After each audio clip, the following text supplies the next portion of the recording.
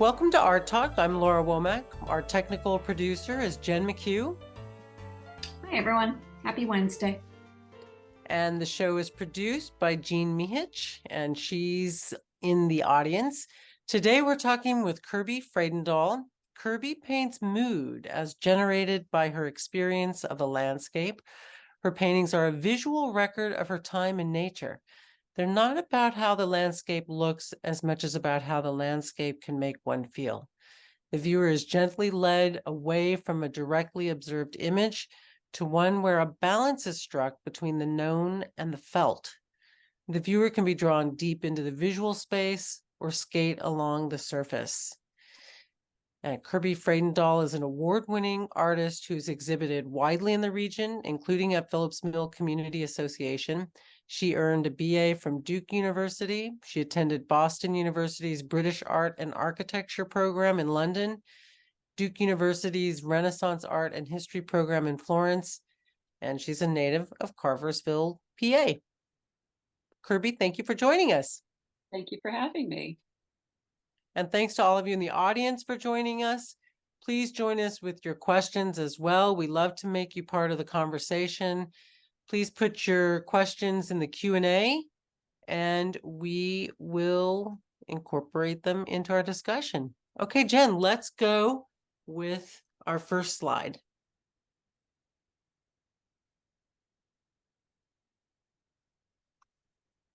Okay, that's a great picture of you, Kirby. All right, please tell us about Flight of the Sun. Well, the first thing that you'll notice about it is that it's huge. At least for me, that's the largest paintings that I do are this scale. So it's 72 by 96 inches. It's a diptych. And it is loosely based on a sunset at the lake that I go to every summer. And I say loosely because it's not an exact representation of a specific part of the lake, but it's my kind of visual equivalent of that particular time of day. So it could be really any lake. It's human scale, so that if you stand in front of this piece, you can almost, your peripheral vision is almost filled with the entire painting. Which was sort of the effect I was looking for with it, which is why it's so big. And a side note about it, my studio is on the second floor of a building that's very, very old, and it has a tiny little staircase. And half of this painting can go up the stairs, which is why I chose this size, because I can get it up to work on it, bring it back down, and also fits in my car. Oh, and the title Flight of the Sun is just really a lot about, at the end of the day, when the sun is going down, we've all experienced the sunset is so fleeting, and you just sit there and it's like, whoa, it starts to happen and it just flies away. And the other part is the sort of visual, when the clouds are being illuminated from underneath by the sunset, they also start to look a little bit like they're taking flight as well. So that's kind of what I was thinking about when I was making this painting. Yeah, I definitely was going to, actually, that was going to be my follow-up question, is that it looks like the clouds are about to take off. And that effect, I think, is enhanced by the that sort of smoky purple atmospheric section right next to the horizon. Do you want to talk at all about color, or how much you altered it from? Because I know you're not painting the literal landscape in front of you. How much on this painting did you improvise the subject? This painting, actually, the sunset aspect of it, the coral, the pink, the purple, the blue in the sky, the horizon, and dropping down just slightly, is all pretty accurate to what the sunset can look like on an Adirondack lake. The green in the foreground, abstraction. That is ambiguous, and it could be water, it could be land, it could be marsh. I just wanted sort of a big sort of abstract shape to kind of come and pull you into the landscape. I also like to kind of incorporate It's sort of like if you have ever sort of sat in a boat or on a dock on a lake and looked down, the water kind of takes on this green kind of emerald cast. So it's kind of like a combination of views, looking down, looking in, looking over, kind of all at the same time. But specifically to your question, the sunset itself, purples, corals, and things, those are actually pretty accurate to what it looks like. Yeah, I think we've all seen something like that. Yeah. Jen, let's take a look at the next painting. So can I just say I love that I don't know how you curated this. It's really fun for me to be like, oh, okay, that's cool. I like that next. That is Jen's area of expertise, and she always comes up with a really good flow. I love it. Yeah. Okay, please tell us about Last Sunset of Summer. So going back to your question from the prior painting, as far as what colors are accurate to actually existing in this space, these colors are all really pumped up. Like they're very expressive as opposed to local color. Um, it's a fall painting, so it's sort of like, you know, the sort of last, not quite before the leaves have changed, but things are starting to change and the colors are really vibrant. Um, and so there's also a lot of gestural mark making in this piece. So there's a lot of like energy and you know, movement. And I will also say that it is a painting that's done from a pastel. So um, I one of the things that I do when I'm at the lake is I sit and I do oil pastels, and they're small, so they're 7 by 9, or they're 11 by 15, or they're 4 by 6, but small. And there's a lot of mark in those. And then I'll do a painting from the pastel because I love the abstraction, taking it 2 steps away from the landscape. And the pastels are, I love to draw, so they give a very distinct mark when you put them down. And then when I go to do the painting, I kind of try to do the same thing with the brush strokes. So it's if you look at the one that if you think about the one we were looking at before, there's a lot of brushstrokes at the horizon, but it's much bigger. So they kind of, when you get a bit of a perspective from it, they tend to soften. This is brushstrokes everywhere.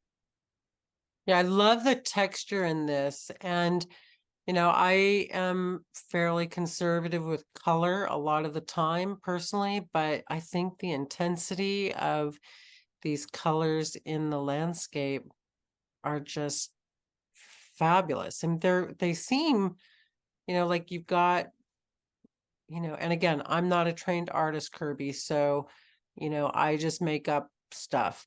But it looks to me like a lot of primary, and I kind of am really reacting to that.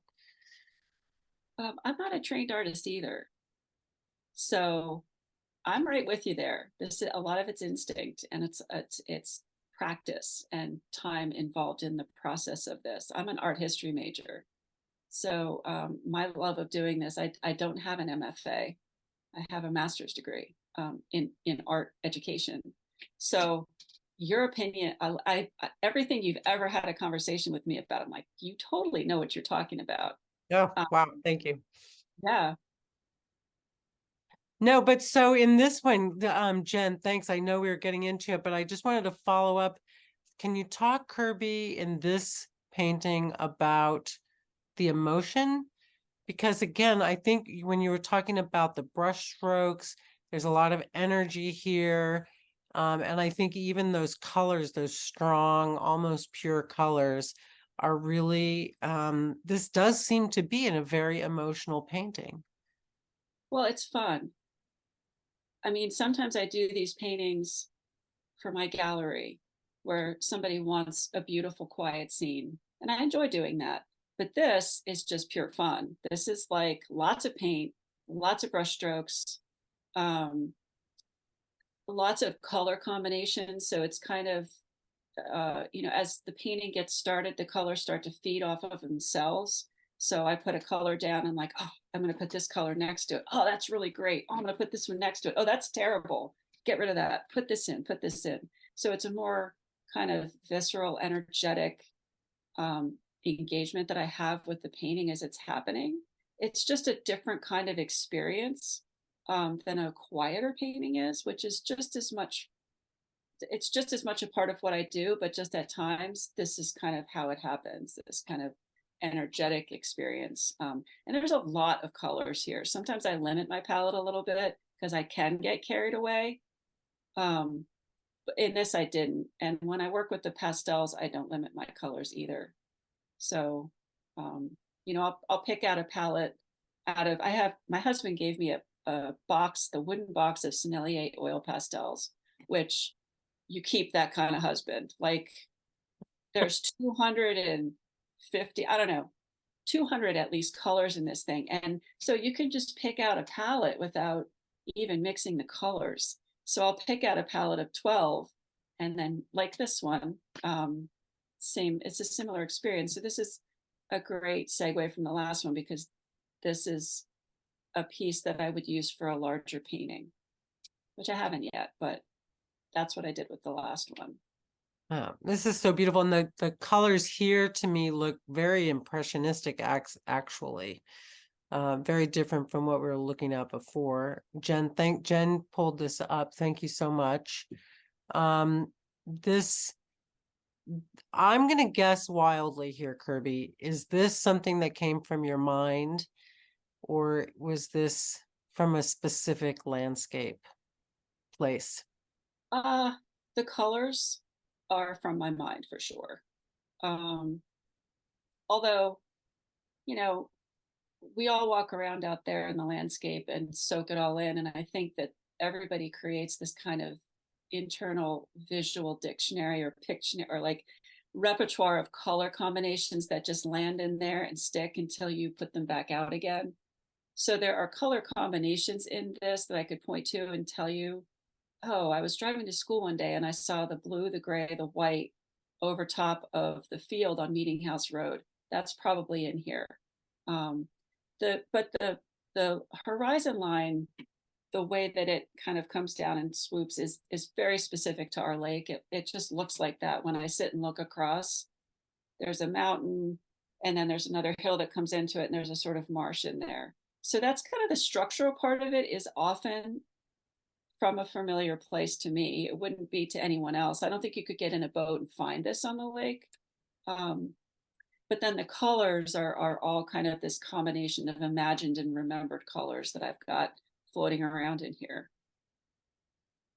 I so identify with what you're talking about being, driving by and seeing a place. I often look out the window when I'm driving to my husband's family place, and I'm like trying to memorize color combinations, particularly at this time of year or the transitional seasons, because it's so amazing. So I really appreciate that you said that. Okay, Jem, what else do we have?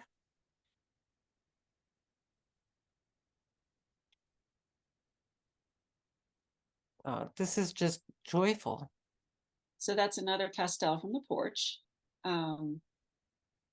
This was really influenced by, I'm not remember, her first name's Jolene. She shows at the gallery that I show at in Ohio, and she showed a body of work of floral paintings. I'm bad with names, so I'm not going to remember her name, but I can tell anybody who wants to know later because they should check out her work.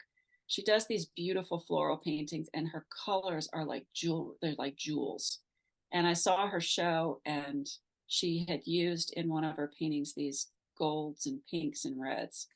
And I'm like, you know what? I want to try golds and pinks and reds with greens and see what happens. So this was one of the pieces that I really literally just started in the middle and worked my way out just to see what would happen. And it doesn't have the typical horizon line in it like a lot of my work does. I just kind of let it start to suggest a landscape as the marks came together. And the lower part of it kind of starts to suggest maybe a shoreline, maybe. Because I kind of like to ground it in something landscape related. But this is probably the most abstract I've gotten with these smaller pastels. And there's a painting that I did from this that's very abstract. And I'm still trying to decide if I'm okay with it staying that way, because it's basically this same thing, but without the definition of that hillside there. And the colors are just beautiful. Like those, but that's just the color palette I just really wanted. This is such a spring garden joy. I mean, I look at this and I can really see what you're saying about painting the way landscape makes you feel, because you go out into the garden in spring and you're just so happy to see the flowers. I mean, I'm from Southern California. Winter's hard on me, although I love it and I think it's beautiful. But I can remember my first long winter, and I can just remember that sort of relief of spring coming, and just and I really understood why people love seasons, because you're just so happy at the quality of the light and that there are beautiful flowers. And I think that you've captured that here, Kirby. That's good to hear. Yeah. It's as isolating as it can be as an artist when you get out there in the world and like peek up, like, oh, anybody looking? To have that response to my work, that's great. That you feel that same kind of, you know, oh, this is beautiful. I have to capture this. So Kirby, um, when you said that you have a degree, you're self-taught in terms of the technical, or you've taken workshops, not formal training in a school. You have a master's in art education and you studied art history. What made you decide to you know, take up the brush yourself or the pastel stick? There's a history behind all of that. I'll try to put it into a small nutshell. I would say that I'm self-taught in the sense I didn't have a formal education, but I'm not self-taught in the sense that I haven't been hugely influenced by artists who've been close to me. So I was very close to a whole group of artists that graduated from the University of Pennsylvania master's program, who used to do their third year residency at the Gutman Farm on Windy Bush Road. Oh, So Mark Pettigrew, a couple of other people. Mark Pettigrew is a local sculptor that a lot of people know. Phillips Mill has a piece of we his have work. it, and he was just talking about that program the other day. That's so Right. wonderful. So Mark is a very dear friend of mine, and he and a couple of other artists who were in that program, we just all started to hang out after I graduated from college. I met them one way or another. And so I would be in their studios and they would be talking about their work. And I have done art my whole life, but I never took it as a serious, like, I'm going to make a living out of this. I wanted to be a doctor. It didn't work out that way. So, I would go out painting with friends. We would go out and paint landscapes at the Tohickon Creek. Um, and I started to think, well, maybe I could do something in the arts as a career. And it still hadn't occurred to me that I could actually make art and sell it and earn a living at it, which is hard to do. Well, how about if I teach? And I was also super, super shy. So I thought, if I teach, I'm gonna conquer that, because I'm gonna get in front of all these people. I have no choice. So I went to grad school for education, and I was really lucky because I landed a job at Solbury School right out of grad school as a part-time teacher. Um, and so, along with working with all of those friends of mine, I started to work with the kids. And teaching is an unbelievable way to learn about the craft that you're teaching. So they teach me, I teach them. I learn about how to do something, I teach them how to do it. And so it's been a really great symbiotic relationship to teach all these years and also make work. Um, and so just, through peers, and like you probably did too. It's like you just soak it in and you learn how to teach yourself. Uh, so that's how I came to it. I sold a couple of pieces and I'm like, oh, this is fun. I like this. And I just kept with it.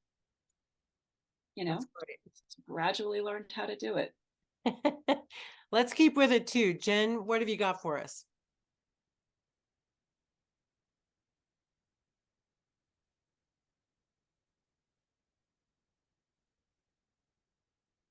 Oh, Kirby. Do you have a question, or you want me to just start talking? No, I love to hear you first talk without my prompting so that I don't influence which direction you take. I love to hear your response to your work. Okay. So these are very different in terms of the mark making gesture aspects of the other paintings. Um, I'm looking for a different mood, and it's also a very different material. So the material, I think, really affects what happens on the surface of it. And so I guess I can start with that. Do you want me to talk to you about a little bit about how they're made? Okay, Yes, thank um, you. so tin, when we buy the sheets of tin, it's shiny, like think aluminum foil shiny. It comes in great big sheets, and uh, the, you can ask me. We can talk later about the history of how I started with this, but the underlying surface of this is created with nitric acid. Um, And what that does is it takes the shine away from the tin. It also leaves behind very watery marks, um, because of the way I put it on with the brush. So that, they're just, I use gesture with the brush, and the acid etches into the tin. And in some places it's darker, in some places it's more gray.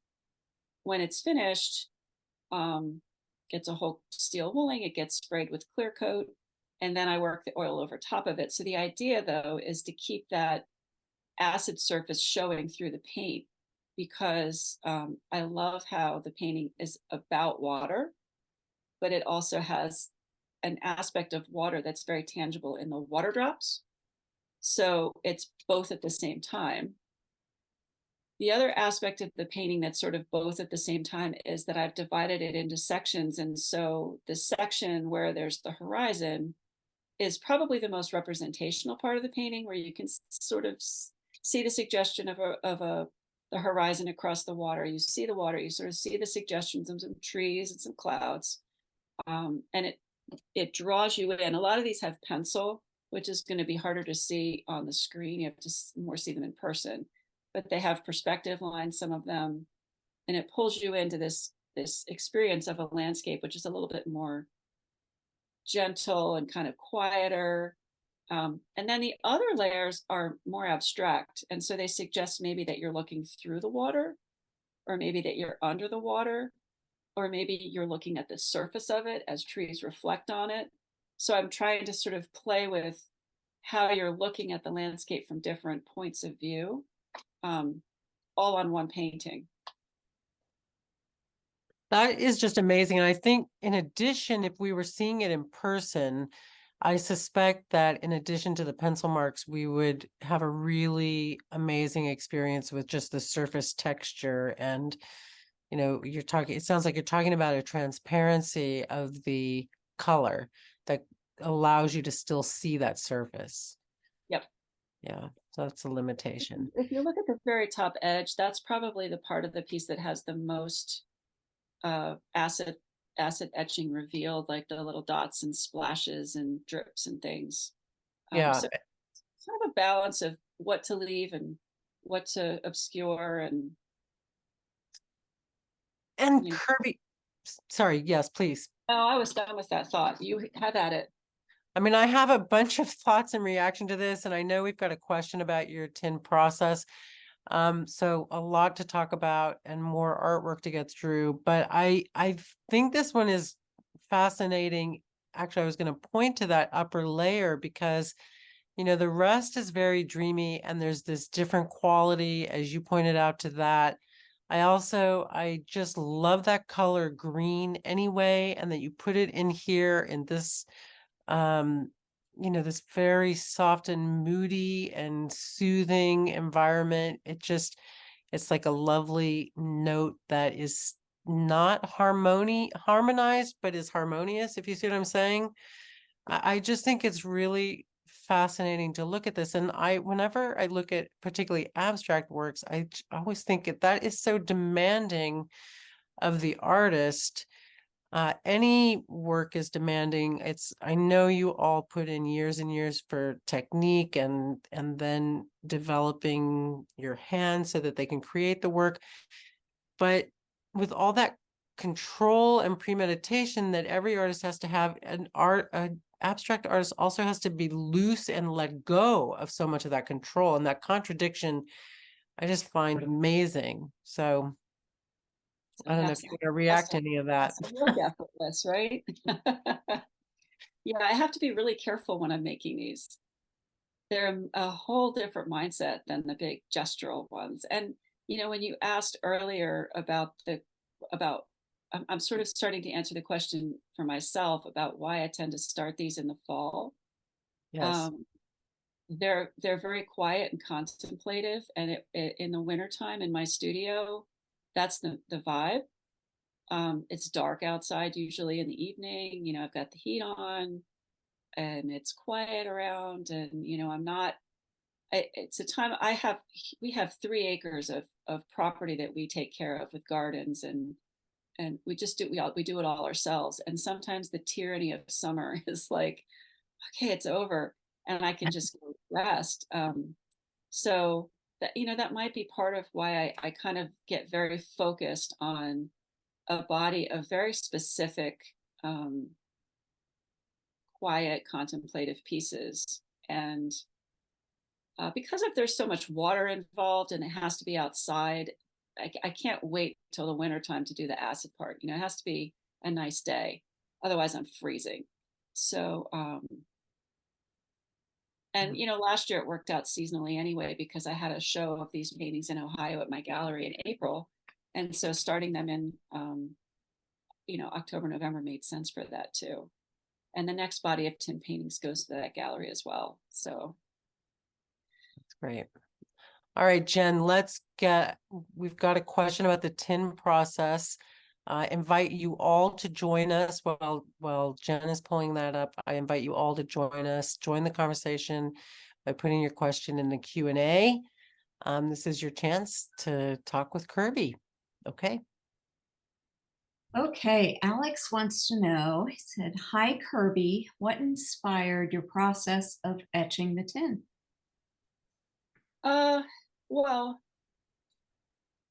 it's that's sort of a long story. The history of the tin in my family has to do with reproduction lighting fixtures. We can get into that later.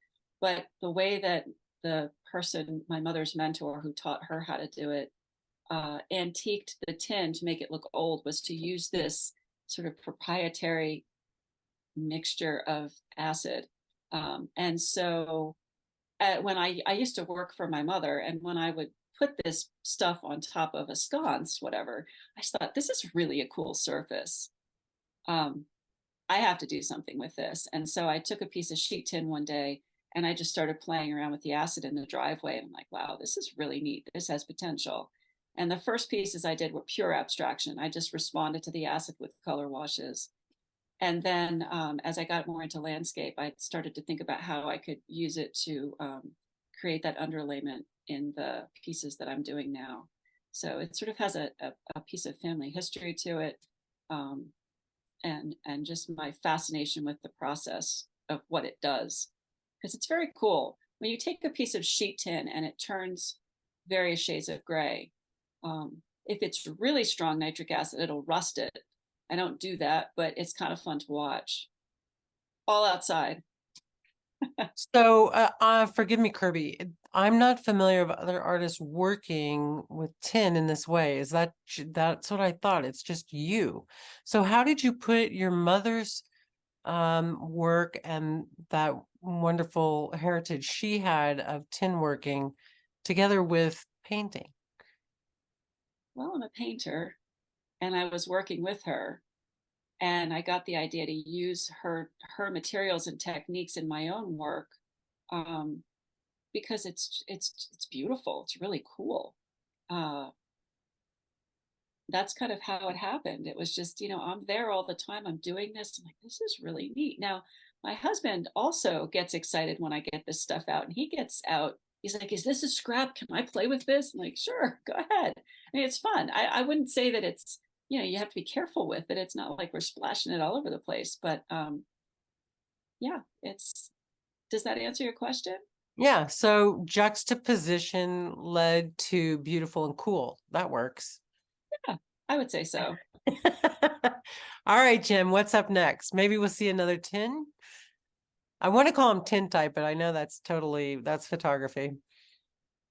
So Gorgeous.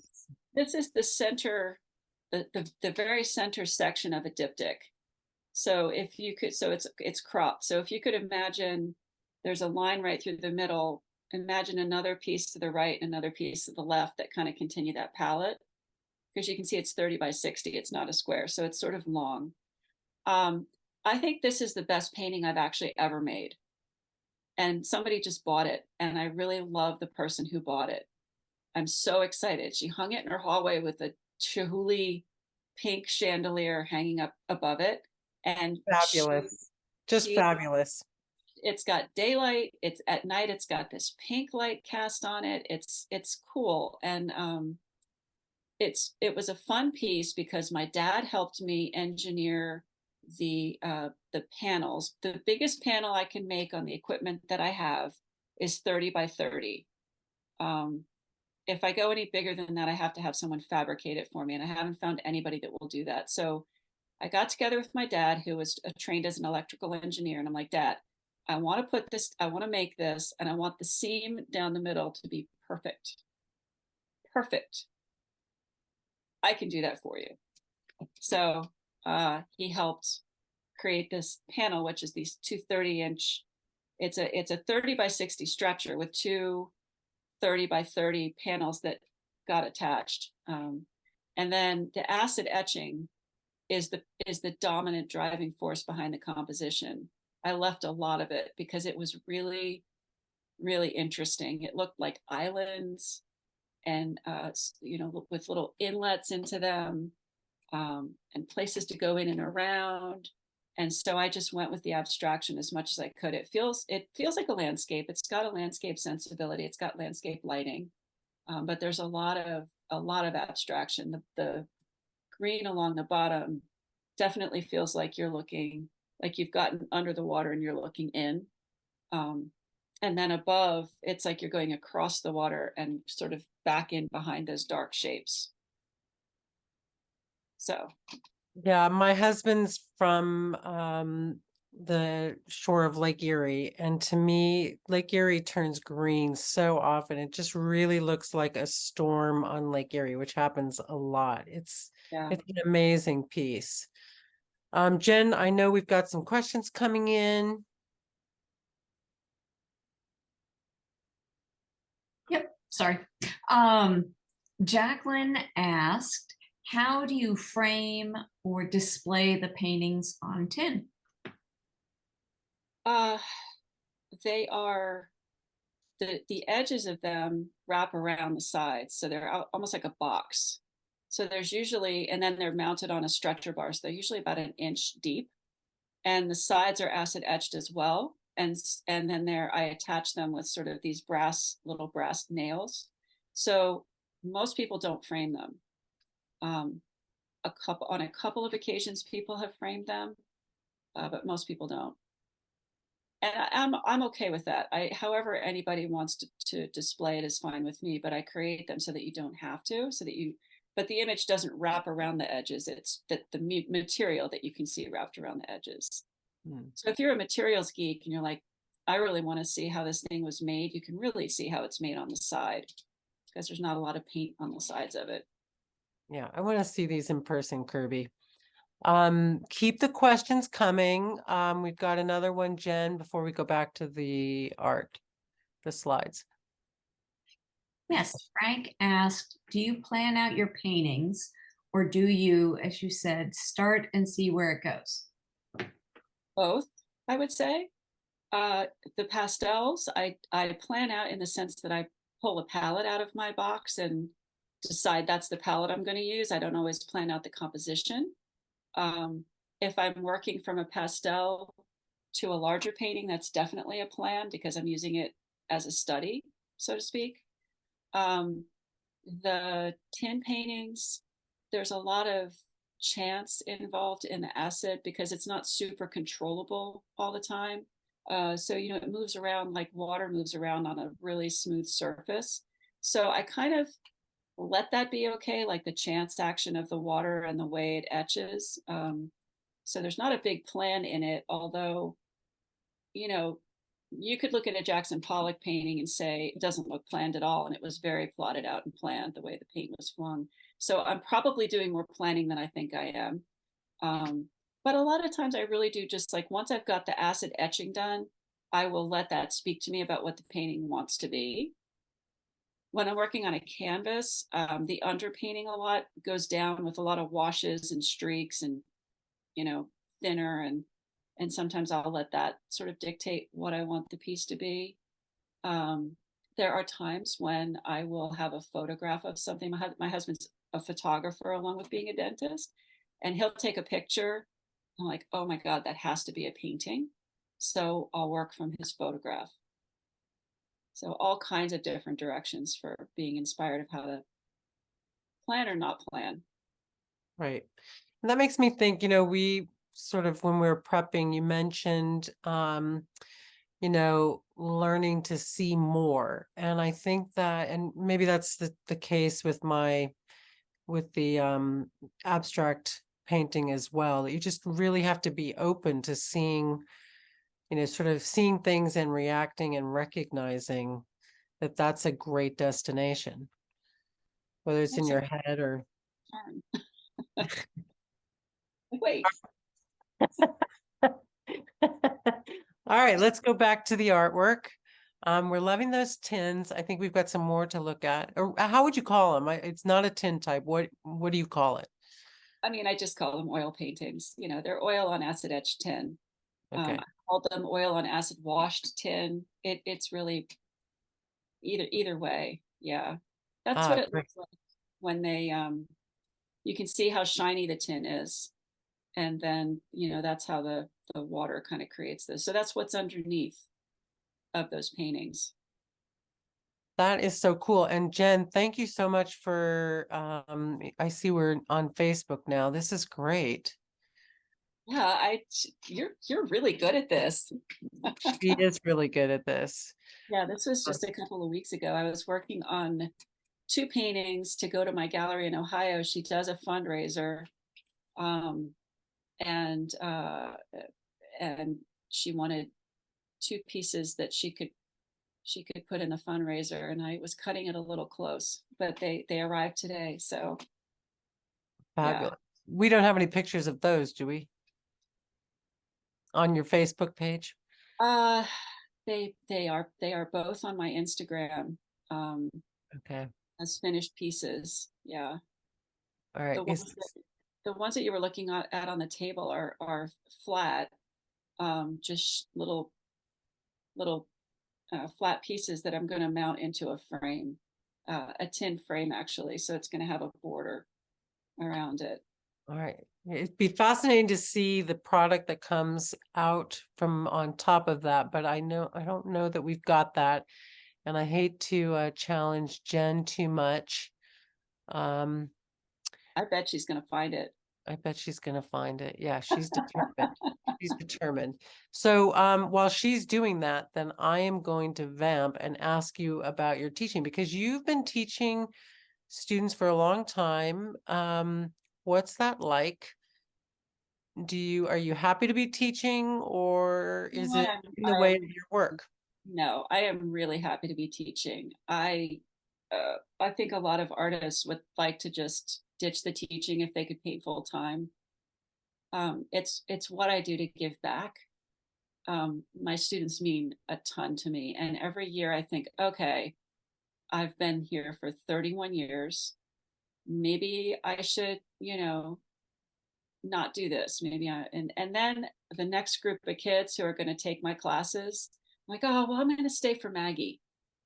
I'm gonna skate. I'm gonna stay for slow. And then it's just this sort of cycle. Like every year, these kids come through, and little plug for Soulbury, but there are some tremendous art students there, and we just get the just some amazing kids, and so they're such a pleasure to work with. I have almost all of my classes are kids who want to be there. And so that's a pretty cool thing as a teacher, right? Like they want to be in the class, they want to learn Right. what I have to teach them. And I have great colleagues, and, Soulbury's a great school for the arts.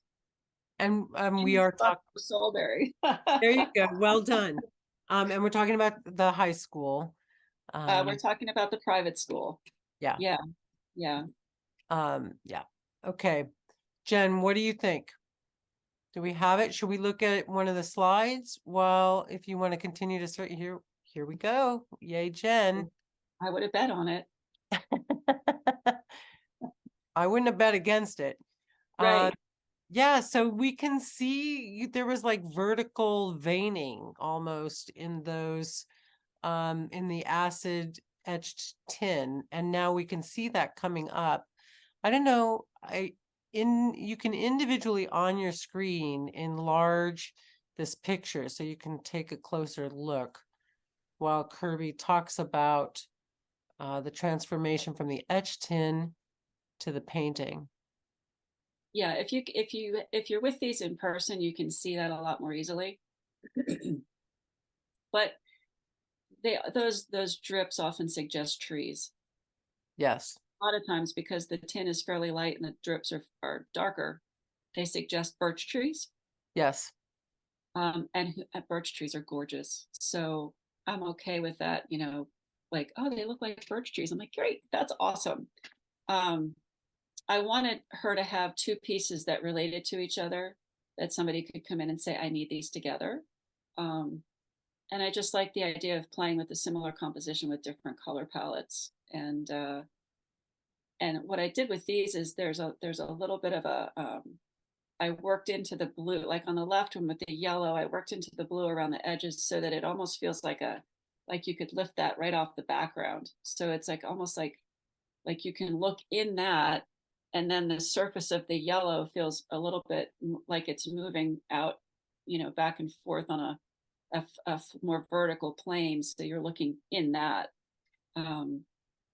And both of them have that. They both have drawn lines at the point where the light kind of shines at the horizon. They have these diagonal lines that come out like this. So they create kind of a perspective effect that pulls your eye back into that, back into the far part of the painting. Yeah. And you have referenced a couple of times that the horizon line is important in your work. Is that a visual thing, an emotional thing? Is that to help us find our way? Why is that so important to you? I just find the horizon very calming. I think just the fact that it's just, when I'm teaching drawing, I always talk to my students about how if you hold a pencil out, in front of you and you're kind of sighting verticals and horizontals, how easy it is for you as a human to just sight a horizontal because you're balanced. Hopefully you're balanced with equilibrium. And it's just so relaxing just to cut, oh yeah, there's my horizontal. I don't know why verticals don't do that for me. They don't. But that horizon line, there's also a lot of action across that horizon line. If you're looking at a landscape, particularly a water landscape, if you're at the ocean, there's the clouds interacting with the water. There's the light, going across the horizon interacting with the water. There's the reflected quality. It's like the symmetry, like clouds are up here, clouds are down here, lights up here, lights down here. It's just, I think, a cool visual element. I love that description of action at the horizon line with things going across. That feels right to me. Here we go. Yes. Tell us about pieces of clouds dissolve. So that's another diptych. definitely expressive color, although, you know, I always, I don't know if you ever looked at a sunset and thought, oh, I got to take a picture of that. You take a picture and it just doesn't get it. Um, I'm trying kind of to get that with the painting. How incredibly vibrant and vivid it is. But I also really like the dark, rooty bottom juxtaposed to the top, which is kind of brighter. Um, and it's about color combinations. Like I love the blues moving into the grays, or the blues moving into the oranges, and creating that kind of complementary color. Little bits of white kind of peeping up over the top of the cloud. You can't really tell if it's like really late or not quite late. Um, there's a lot of in person. There's a lot of the tin popping through in the darker parts in the bottom of this. It has a feeling to me of, post storm sunset. Yeah, yeah, it could be that for sure. And with that really solid, firm horizon line, that says water to me. There's always water, pretty Yeah. much always. Yeah, the only one that hasn't had water in it was the vibrant pink coral pastel piece, where it's like, where's the water in that? I'm not sure. I feel a little suspicious of myself for having done that. So what about water, Kirby? Why water? I just love water. I don't have a complex answer to that at all. I just love it. I love the ocean. I love the lake. I love the streams. Um, I just love being in it, on it, everything about it. I love how the light interacts with it. My favorite thing to do is to get into a kayak and sit on the lake at sunset. Just sit there, just watch it happen. I am so lucky to be able to do that as often as I can, or as I do. Yeah, I'm very fortunate. Um, we swim a lot in the lake. We'll go down to the lake and get in, and there's the moon and there's the sun, and there's the sunset, and I just love it. I love everything about it. Fair enough. Yeah. And I love the beach too. Like I didn't get to the beach this past summer. I was bummed. I've done beach paintings too. Yeah. Okay, let's make sure we get all the questions. We've got a little bit of time left. Jen? Okay, Florence wants to know, Kirby, are your oil paints usually poured or brushed over the acid background? Brushed. They are brushed. The brushes have to be really soft, and because the brush strokes they work better when you don't see the brush strokes. But yeah, they're painted on. Okay. This next painting, the next one in your slideshow, Jen, is really beautiful.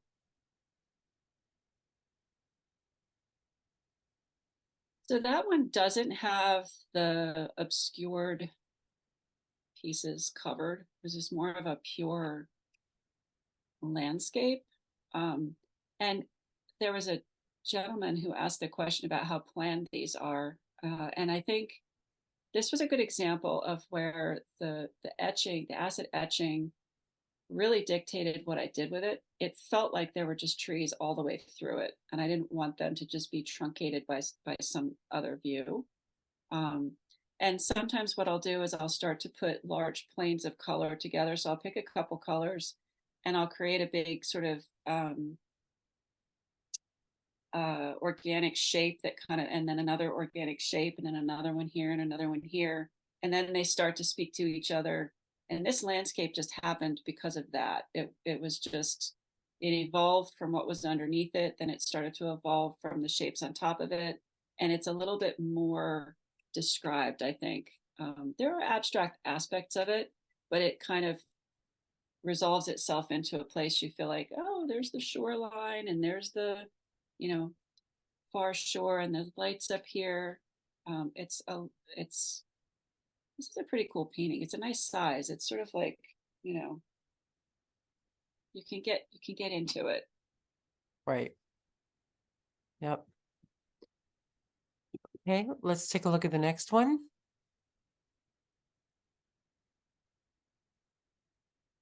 This painting lives in California.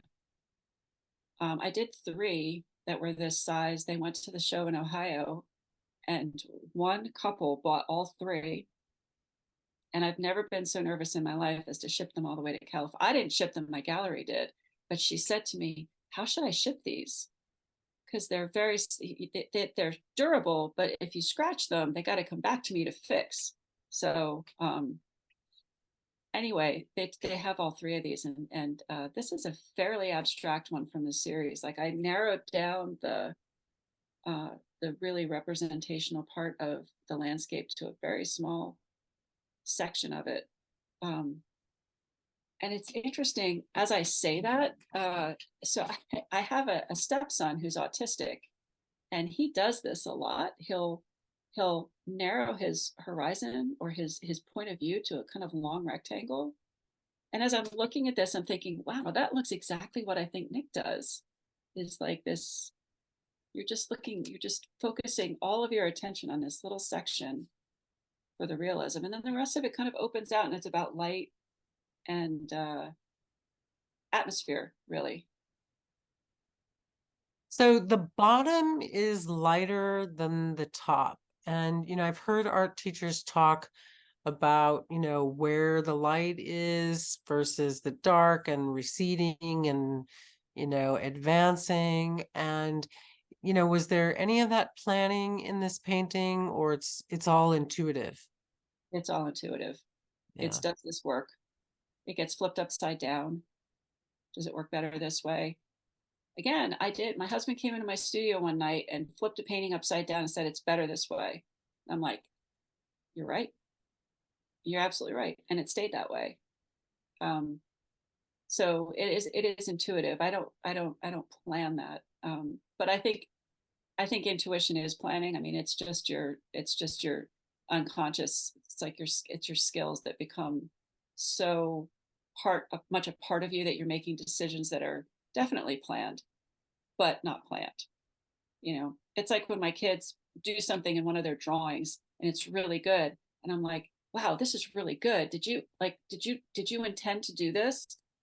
Or they'll say, I didn't intend to do that at all. I'm like, but you did it. Own it. Like, you did it. Like, something in you said, do that. That's yours. You did that. You get to take credit for it.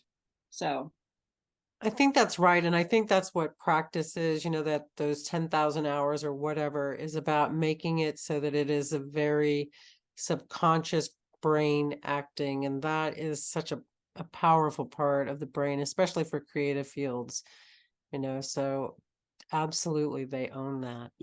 Okay, I want to make sure we have all our questions answered. We have another question from our audience. Yes, this should be a simple one. Nancy asked, do you have a local gallery representing you? local, Yes. that would be my studio. So if you want to see my work locally, I have this really cool building. It used to be a general store. The upstairs is my studio, and the downstairs is set up as a gallery space. So, I take appointments. We do open studios twice a year. We have one coming up right after Thanksgiving. You can come see it here. I did have a local gallery in New Hope, but she was down in right next to where the Cannon is, right across from the Logan. Lauren, LAA Art Advisory. She was there for a year, but now she's in Wayne. So that's semi-local. She represents me in Wayne. And Kirby, where is your studio? Did you say that? It is really close to the SPCA, 1448 Street Road. Okay. Like near Peddler's Village, like we're Right. local. Right. And you said after Thanksgiving. When after Thanksgiving? The open studio this year is going to be Saturday and Sunday from noon to 6, Thanksgiving weekend. And then also the next weekend, Saturday and Sunday, noon to 6. And So, where are you in Ohio? Which gallery? Which city? Sarah Gormley Gallery is in Columbus, Ohio. That's a great place to be selling art. Yeah, she is. I am so fortunate. The 3 women who have the galleries where my work is are great people to work with. That's Yeah. wonderful. I'm very happy for you. And Kirby Fredendall, thank you so much for sharing your work with us. What a pleasant evening to be with you and your Yeah. work. Thank you. It's a lot of fun. I love this. Good. Much appreciated. And thanks to all of you for joining us. We love having you and having you as part of the conversation. We hope you'll come back on January 17th for a discussion with curator David Leopold about his new book on Al Hirschfield. And in February, we have a discussion with Lisa Naples about her ceramic sculptures. We've got a lot of great discussions with wonderful artists coming up for you. Jen McHugh is our technical director. Thank you, Jen. And she's on mute, so I'm sure she's waving. And Jean Mihich is our producer of Art Talk. I'm Laura Womack. Thank you so much. Good night.